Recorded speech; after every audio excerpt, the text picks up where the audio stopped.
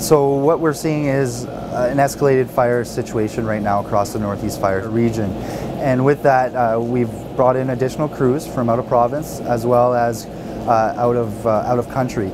So we've had help from Mexico as well as Wisconsin and Minnesota to help with the fire situation, in addition to our provincial neighbors from across the country. We've brought in 535 support staff and firefighters to help with the current firefighting situation. The amount of flights that come out of the Sudbury Airport will depend on the fire situation itself and the amount of resources that are required in the field, as well as the support for those resources out in the field. Flights from our water bombers and our aircraft will also depend on fire activity.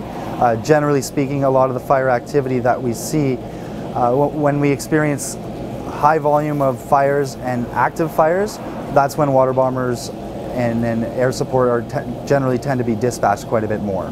Our CL-415s are a provincial resource, so they'll be moved around according to where the highest hazard is or where they're predicted to be needed more or predicted to be needed in advance of warm weather, for example, that's coming through. With the rain, it does provide some moderate relief in the sense of fire activity being reduced for the day, potentially longer depending on how much rainfall we receive.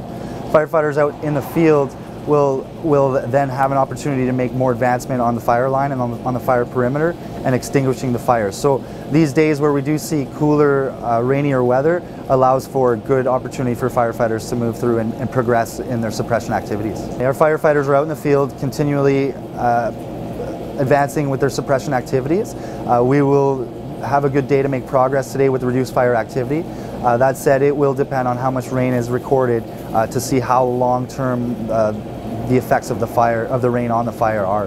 We can talk about wind conditions, which would tend to dry up some of the rain. We can talk about drought conditions, which would require more rain to sort of ease the drought conditions, and along with various other factors.